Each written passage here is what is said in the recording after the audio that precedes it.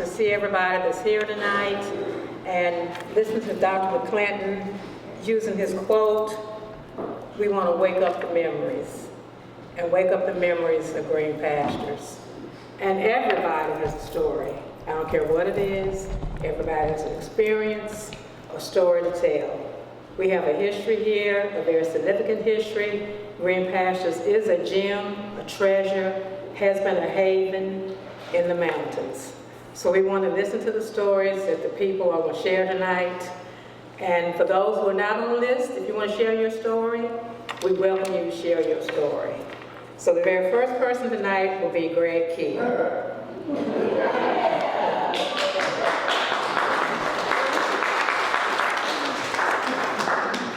Good evening, everybody.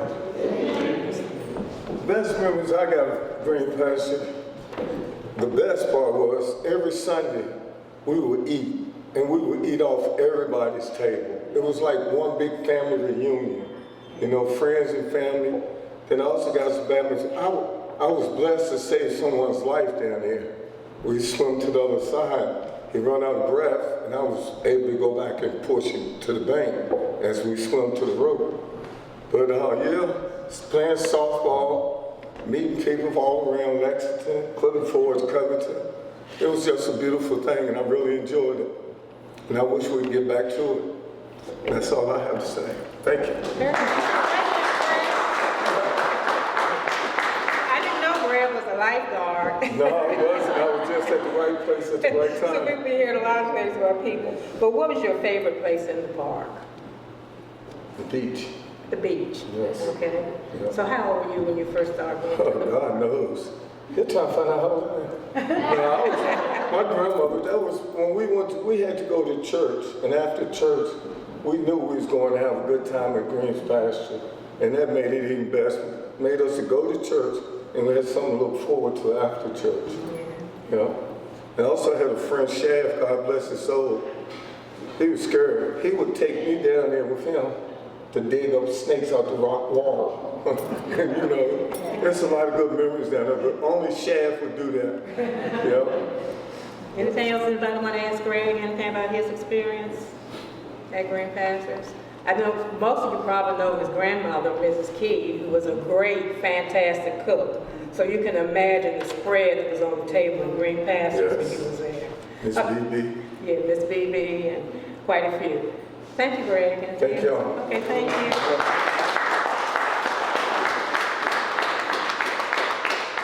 And next we have Pam Marshall, and she was part of the Friends of the Green Pastures group. So as I said, we stand on the shoulders of a lot of people. In the very past, in the near past, they were giants and leaders. So thank God for them. Pam.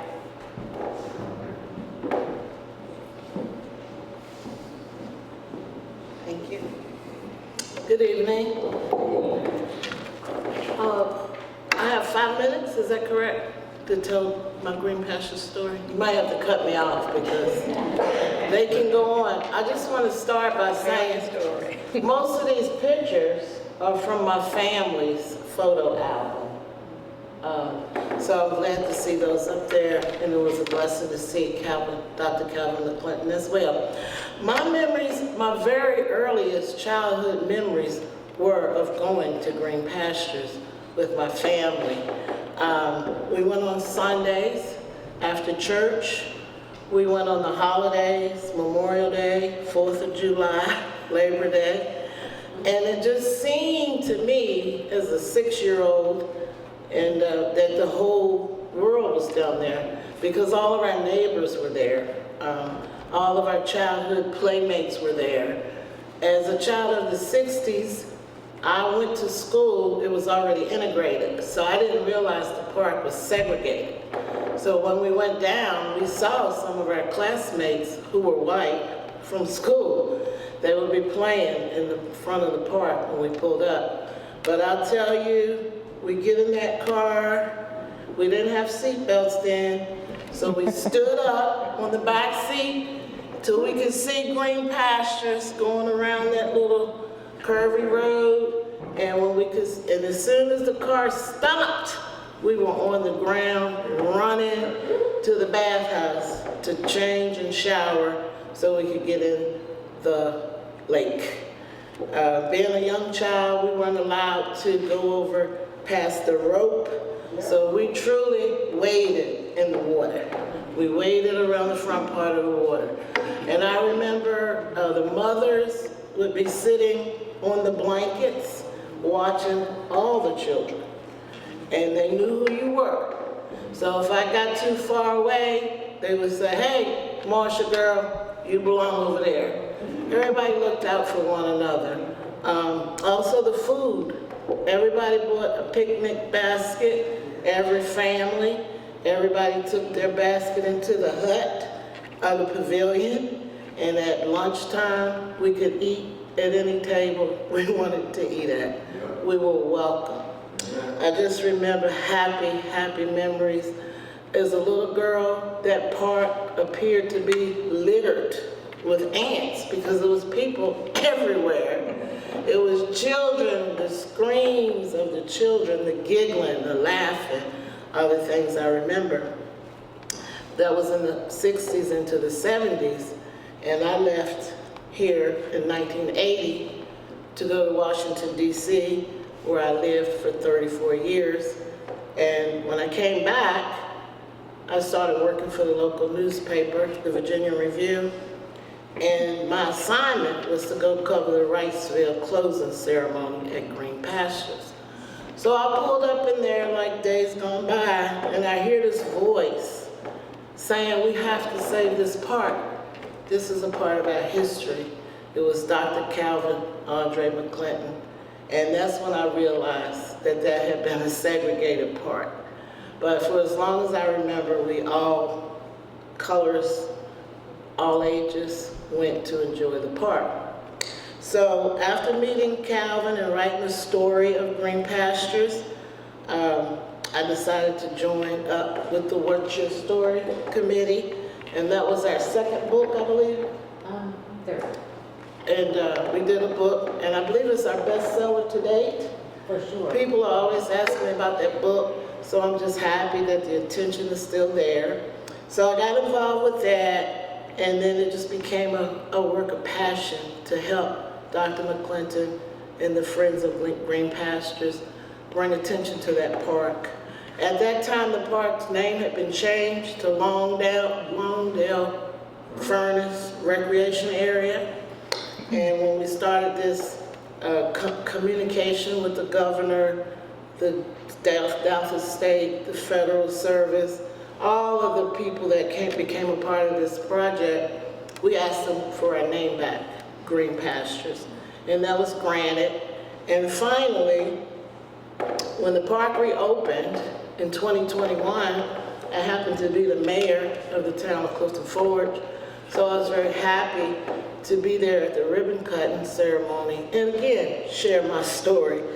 And so it's just been a blessing. I named it then A Miracle in the Mountains because having worked for the federal government for 32 years, I know how hard it is to get anything moving through the federal system.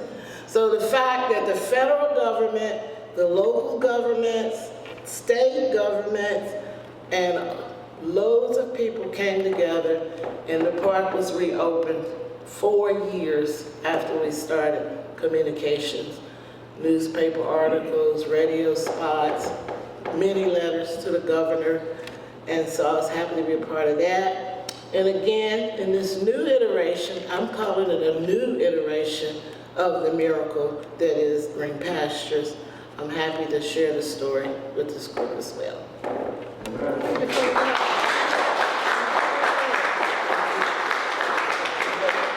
Could you give us some of your experiences working with the Friends of Green Pastures, what y'all actually did out in the park? Sure. It was cleaning up. No attention was given to the park. Steve Nicely, a family who lived adjacent to the park, he was a member of the Friends of Green Pastures. We came together on weekends to go down and clean the park. We had several groups come down and help us, like the Boys Home, various churches, and we would clean it up every so often, pick up the trash. Steve and them actually worked on the pavilion, making repairs. They worked on the bathhouse, making repairs. We all did what we could for just a passion project. No money was involved, and everybody was very happy to pitch in. I think everybody can share a memory about Green Pastures, whether you went there or not. And I think you knew about it. Thank you. So you've been part of a lot of movements for the park, and we thank you. Yeah, I've been on this train. Well, if you want to start as a child, I would say in the early 60s and all the way up to the 70s when I graduated from high school. We continued to go to the park after games and things like that, even though nothing was down there. We still went down there. And so when I came back, I was happy to be a part of that. So it was in 2014. So I've been a part of that movement since then. So all my life, all the life that I can remember. Good, good. Thank you very much.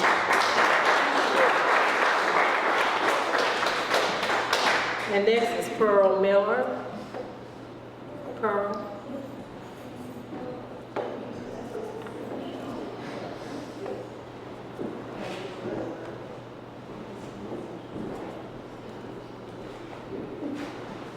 Pearl worked in the school system for quite a while. She's from Covington. It's good to have you here tonight with us. Tell your story. I'm gonna tell what I can remember. I didn't realize that Green Pasture and I had so much in common. This is their 85th year and I'm 85. Wow. I've been going to Green Pasture for as long as I can remember, up to the time that when I had my kids, and this is where I used to bring them, when they were young. One of the best things that I can remember right off without even thinking about it was that someone dropped a little puppy off at Green Pastures once. Well, my daughter was scared of dogs, but for some reason she loved that little puppy and she cried for me to take it home. I said, I can't take it home, it belonged to somebody. And so we stayed until the park was closed. So everyone had left and we took that puppy and we took it home. And that was the beginning of my daughter loving animals and taking in strays. The other thing I remember about Green Pastures was the guys, they all learned to swim. Most black girls didn't know how to swim. I still don't know how to swim. And I'm too late now because I'm scared to death of water. I like to look at it, like to see other people play in it, but I don't want any part of it. But at any rate, the guys would swim over to the mountain side of that lake, and they would climb up on that side, and it was a rope that somebody at some time or another had hung from a tree. So the guys would get over there where they could jump and catch that rope, and they would swing and turn it loose, and down they would go. And I mean, it was like Tarzan. At least that's what they thought they were. They were being Tarzan when they did that. There was another thing I remember about Green Pasture. The pride that everybody took in that place. It was never dirty with trash thrown everywhere. You didn't see, I don't know if people drank then or not, I imagine they did, but you didn't see beer cans, you didn't see wine bottles, whiskey bottles, you didn't see anything left on those grounds. And if people were drinking, they did it from cups, I guess, or whatever. I don't even think they did it from cups, because when I came up, we didn't have money to buy paper cups. I guess they had them during that time, but we didn't use them. But anyway, I can remember my grandmother, my aunts, cousins, friends, everybody gathering there on Sunday, like everybody has said. And you would have the biggest basket, everybody carried something. And you could go from person to person, Come here, sweetheart. Do you want this? Come here, sweetheart. Oh, you just had so much because people shared. People didn't have money, a lot of money, and they had big families during that time, but people shared. People looked after each other and after each other's children. People treat you like you were family. Yes. And this is the thing I'm having such a hard time dealing with at my age now. The hate that you feel now. We didn't have none of that. No hating anybody. Correct me, those of you that are here, if I'm wrong. I don't ever remember anybody fighting at that park. I don't remember anybody cursing out anybody at that park. And if they were doing it, they must have went back up in the woods somewhere because nobody would have accepted that. People that went to that park, they left church and went to that park. So these were people that were about family and about having fun with no money. You got there on the back of, like someone has said, you got there on backs of trucks. Why, no, we never lost anybody. But the difference is from now. When your parents told you to sit down and you better not get up, and you better not swing over, and you better not put, you didn't do it. You know why you didn't do it? Because you know your mother didn't mind calling you out in front of your friends and everybody else to embarrass you.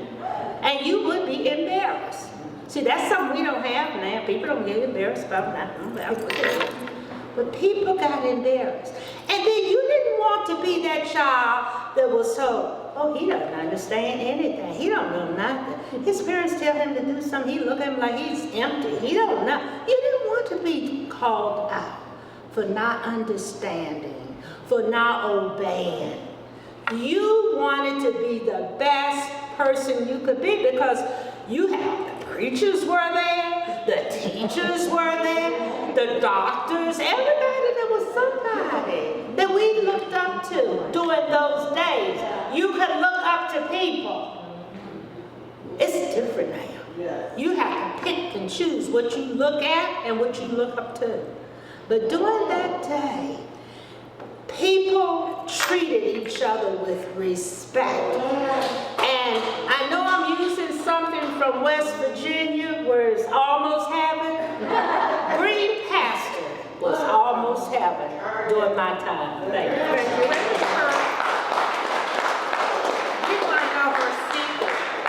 We want to know if it was the green pasture air and water that's kept her looking so good. I know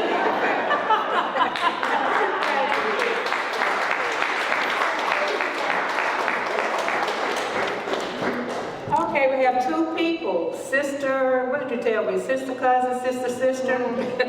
That's Linda Venable and Brenda Holloway.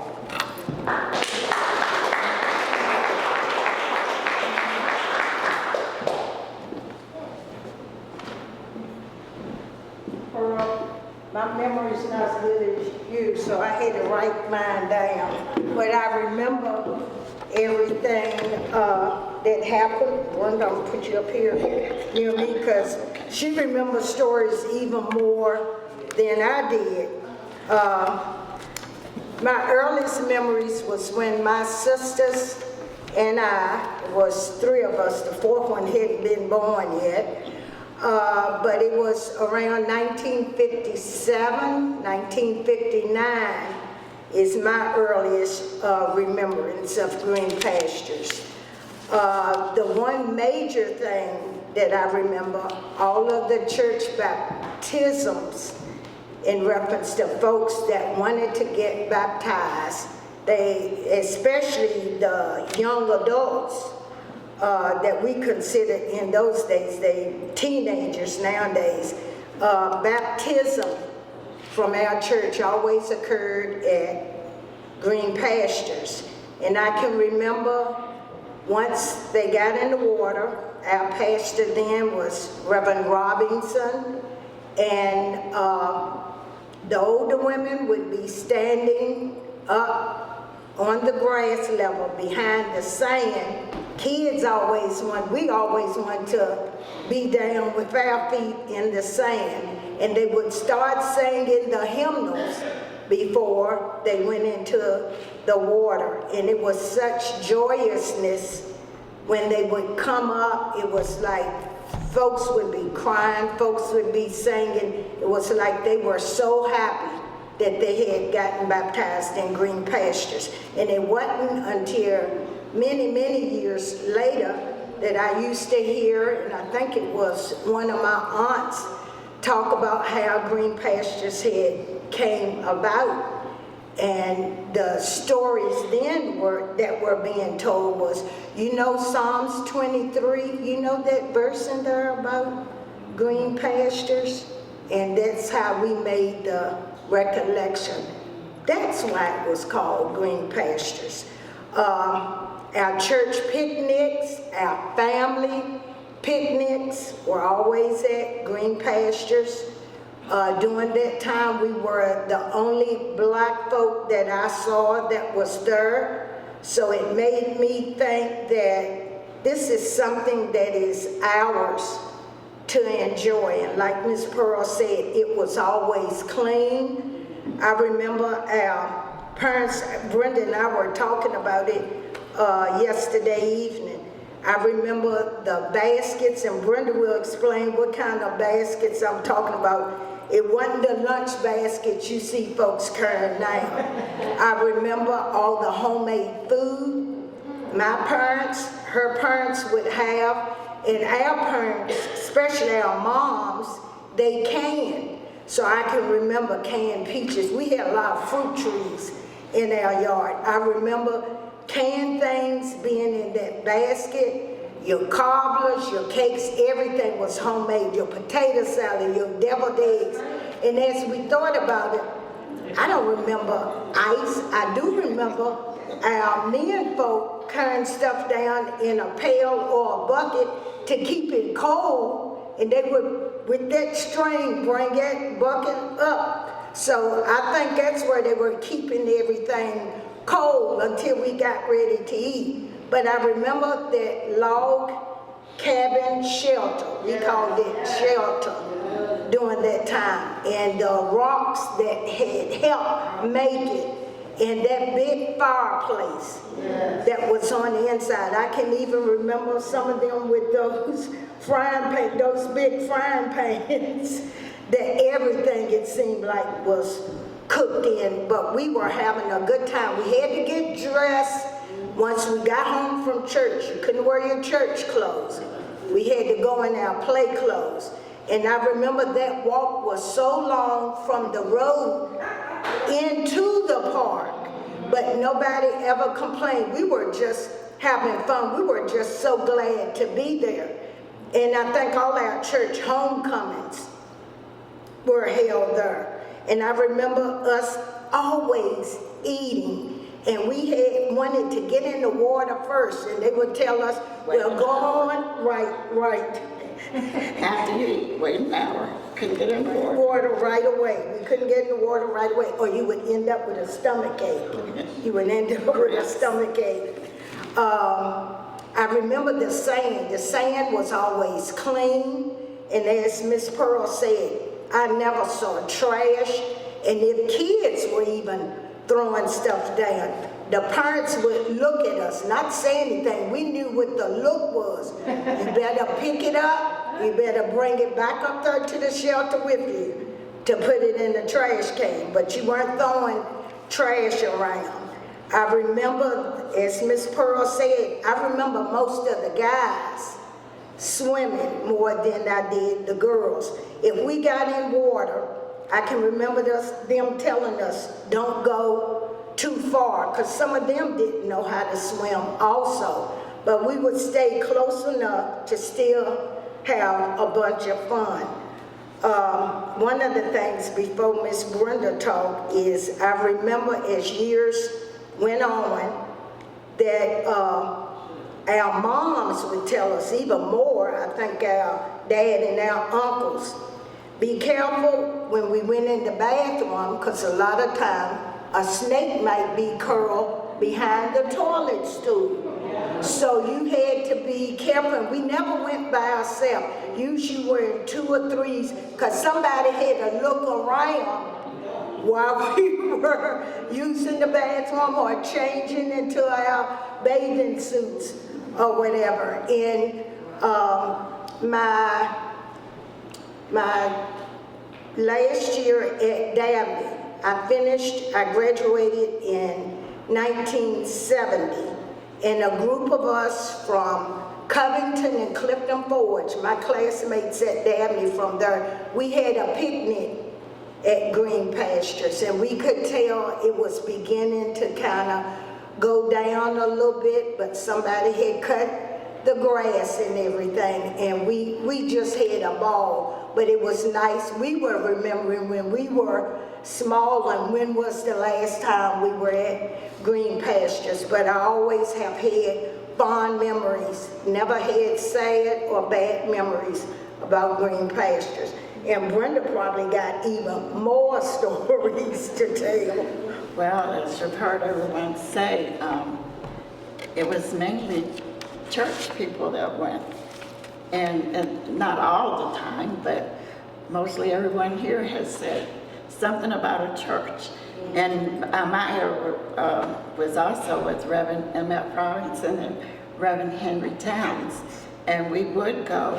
But the thing that she was talking about, snakes in the bathroom, some adult would go in first and scout it out. They'd tell us that so we wouldn't stay in the bathhouse too long. And most of us young folks loved going there because we could always shop somewhere and get a little bathing suit that was brand new.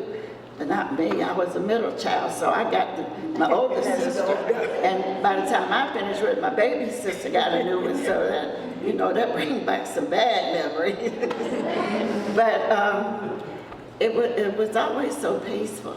It was a beautiful place. And if you wanted to compare it back then to a small child, it would remind me of Virginia Beach, all the beautiful sand and people in and out of the water and your blankets on the grass and playing softball and just having a good time. And also, like Sue said, praising God because, and Sister Pearl said, nobody was fighting, nobody was arguing, everybody was just there for fun. And we weren't probably the only church. There were probably several churches fellowshipping together at the same time. I love the story that my dad used to tell me. He and his brother wanted to join the army at the same time. Well, his baby brother got in, but he didn't. So he worked with the CCC camp and helped to keep the park clean and help with some of the building, I'm sure. And we would get in his old Buick and we'd ride down and get out and start running, and Dad would say, just wait 1 minute because we've got to go scout out the place first, see if anything was laying crawling on the ground and that kind of thing. But the baskets that we used to use, and she was talking about, I don't think anybody's old enough to remember the farmers that used to come on each street. They'd always get a peach basket that had those big wooden slats. And that's where we packed our food. And how we never got sick is beyond me, because we had potato salad, deviled eggs, green beans, collard greens, all of that with no ice. So, but we never got sick. We just enjoyed ourselves. And everything was covered. Linens. Our food would be wrapped in either those huge tea towels, which they call dish towels now, or linen, your best linen things to cover up your food. Now remember, everybody had a basket in order for us to get to the shelter together, and we were anxious to just hurry up and get in the water. They were trying to get us to help unload everything that we had bought, but it was just so much fun. And Dr. McClinton is one of my classmates. We grew up together and we graduated from high school together. So every year when the festival would be in Riceville, he always brought someone from the forest department to give us the story in the beginning, because a lot of folks that were coming out don't remember any of those stories, but we always remembered all those stories. And God bless his soul, he was on the verge of completing everything he wanted. That's all he talked about, was this Green Pastures project that was going on. And I think he'd be so proud that so many folks want to be a part of it. So we thank you for hearing our story today. Wait a minute.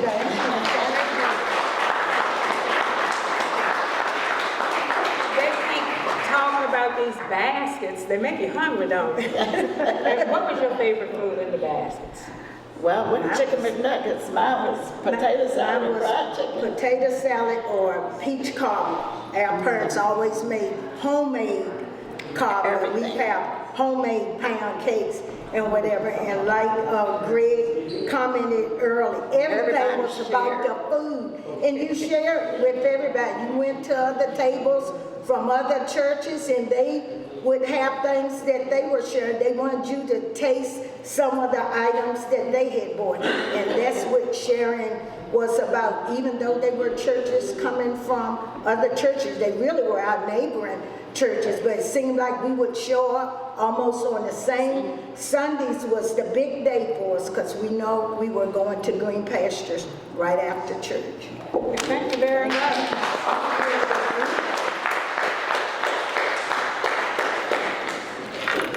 There's nothing like bonding and breaking bread together and communing together. So thank you for your story. And next is Stephanie Clark. I think everybody knows Stephanie.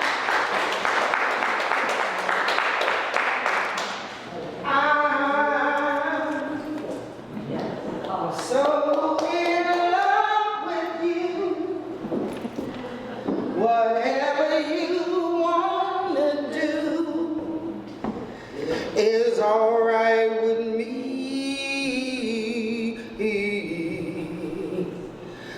You make me feel so brand new.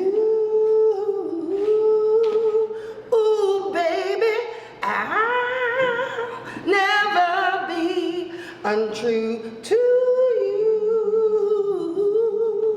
I got backed up.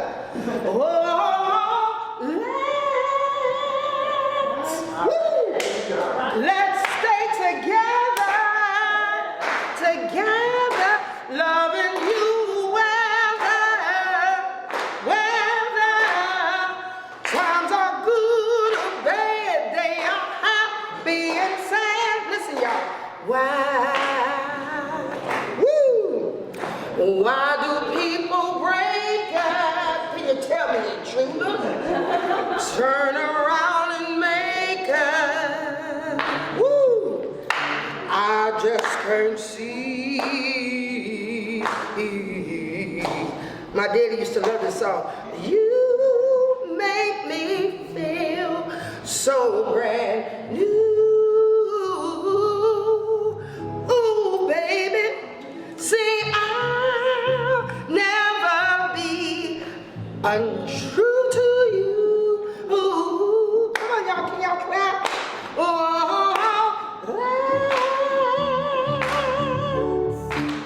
Let's stay together,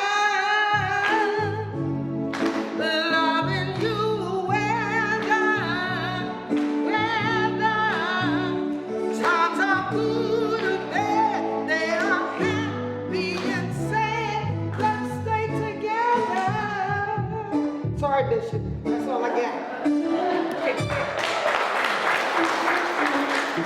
So when I think of Green Pastures, I think of music, because that's what my daddy would play on our way down in the big Econo Lodge van, blankets on the floor. It was 5 of us, and we always carried 2 extra friends, and we had a good time. And I think about all the memories that everybody's talked about.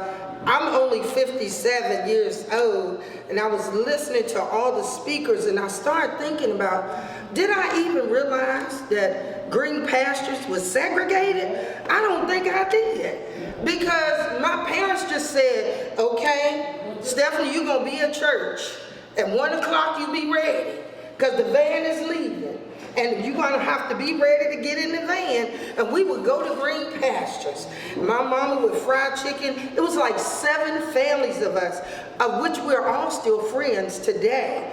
And so we would get there, and my daddy would say, all right, Carl, you go down there and you get that table. Y'all know about that. You go over those rocks, over that hill, they have that table. And then there was the pavilion, which I always think about was so beautiful because we had such good times. But my thoughts, I didn't get the picture in time, but there's a beautiful picture of my mother and daddy at Green Pastures in their younger years. Then there's a picture of myself and my brother, and we're sitting on my father's lap. But my father's idea of, like Miss Sue said, don't go past the rope. And my mama, I can remember her saying, Mom, don't take them kids past the rope. And he would say, Stephanie, you get on my back and we gonna swim and you gonna learn to swim. So today, I can swim like a fish. I love to swim.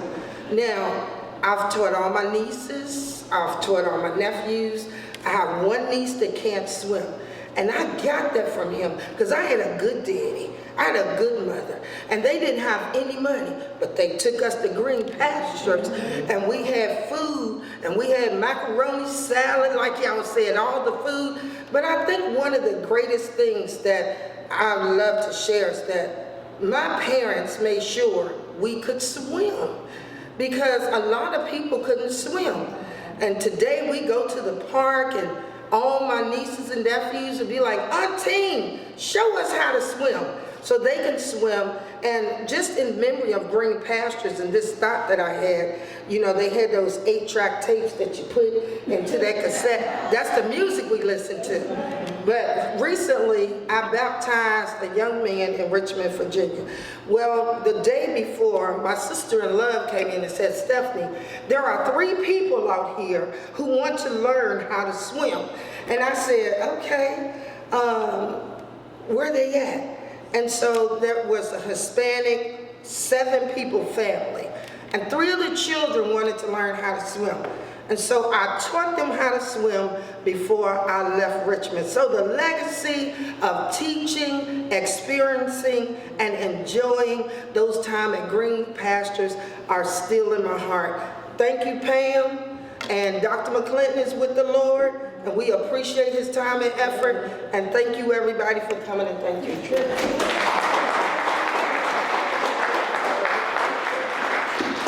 So Reverend Stephanie gave us a different aspect, the music. And can you imagine that van going down the road? Yes, ma'am. And the sound coming out that van when they go around the curve and up the Green Pastures? Yes. And then you go to your seat, give us another song. Okay, I will. Let's see. I'll sing this for Royal. Oh, yeah. Royal. This is one of my favorite songs by Mahalia Jackson. Soon I will be done with the troubles of this world, with the troubles of this world, with the troubles of this world. I said, soon I will be done with the troubles of this world.